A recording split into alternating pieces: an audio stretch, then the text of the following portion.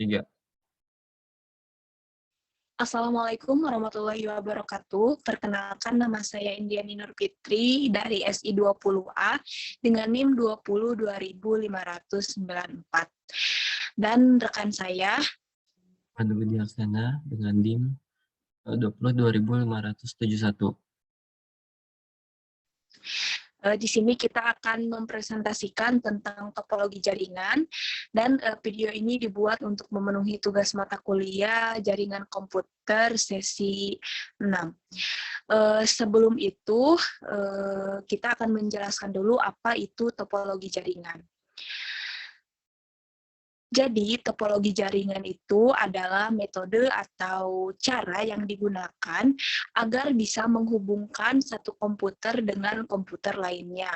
Struktur atau jaringan yang digunakan untuk menghubungkan satu komputer dengan komputer lainnya bisa dengan menggunakan kabel ataupun nirkabel. Nirkabel ini yaitu tanpa kabel. Oke, lanjut. Nah, di sini ada jenis-jenis dari topologi jaringan komputer. Jenis-jenis dari topologi jaringan komputer tersendiri ini terbagi 6 jenis. Yang pertama adalah topologi jaringan komputer bus, kemudian ada star, kemudian ada mesh, ada ring, tree, dan WLAN. Nah, yang akan kita bahas kali ini yaitu tentang topologi ring. Nah, di sini sudah ada penjelasannya tentang topologi ring. Topologi ring atau topologi cincin adalah sebuah tipe topologi jaringan yang setiap simpulnya terhubung dengan dua simpul lainnya di dalam jaringan. Dan simpul pertama dan terakhir saling berhubungan satu dengan yang lainnya membentuk sebuah cincin. Semua data dikirimkan di antara simpul di dalam jaringan dan berjalan dari satu simpul ke simpul berikutnya.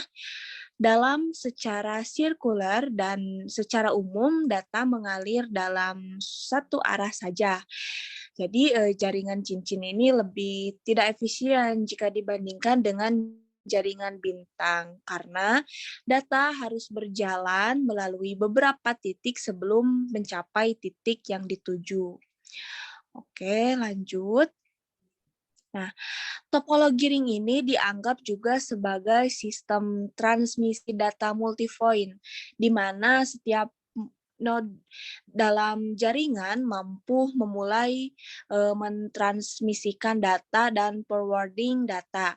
Oleh karena itu, setiap node berfungsi sebagai pengirim, receiver, dan penerima data. Ditransmisikan dalam satu arah dan ditransmisikan dalam format frame. Komunikasi terjadi dalam pola berkelanjutan. Setiap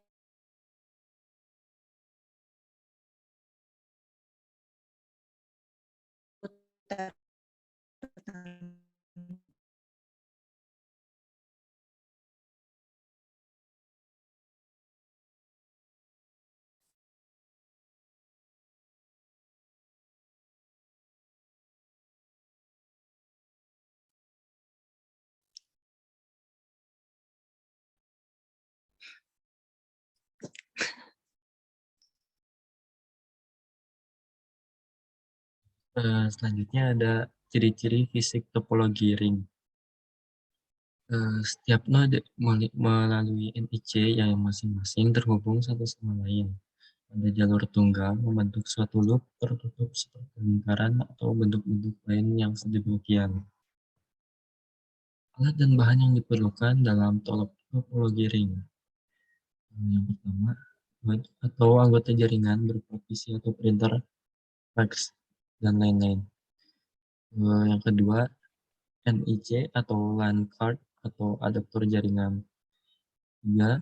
Kabel sebagai media penghubung di antara node, jenis kabel yang dapat digunakan. FTP, kabel sistem.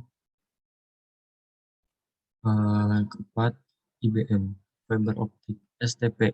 Tetapi STP lebih memungkinkan ukuran loop yang besar, yakni 250 node pada satu loop.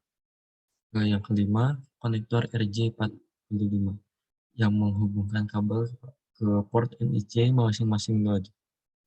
gambar terdapat pada pembahasan yang telah lalu.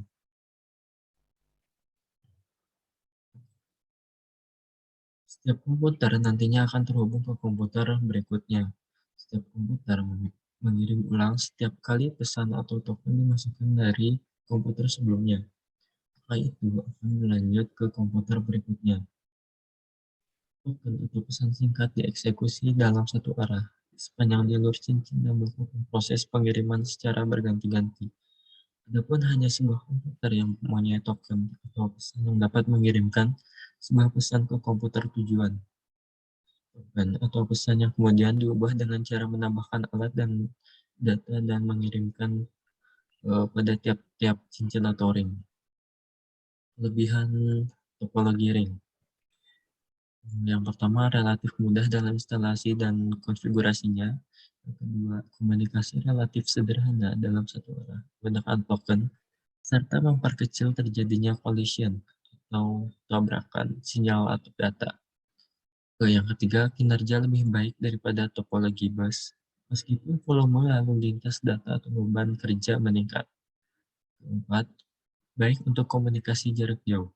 5. Server tidak perlu mengontrol konektivitas antar node. Keenam, setiap node memiliki akses yang sama terhadap sumber daya. 7. Sinyal dalam jaringan aktif diperkuat karena setiap NIC masing-masing node berfungsi juga sebagai repeater. Yang kedelapan, dapat membuat jaringan yang berukuran lebih besar. Nah, selanjutnya ada kelemahan topologi ring. Yang pertama, karena topologi ring hanya terdiri satu jalur, maka gangguan atau kegagalan link atau jalur tunggal mengganggu kinerja jaringan, bahkan jaringan bisa tidak berfungsi. Yang kedua, pada saat jaringan aktif, menambah dan mengurangi node mengakibatkan jaringan berhenti.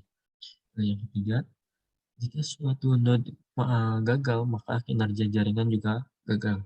Keempat, kecepatan pengiriman data lebih lambat daripada topologi start, karena data harus beredar melewati setiap node di dalam jaringan sebelum sampai di node tujuan.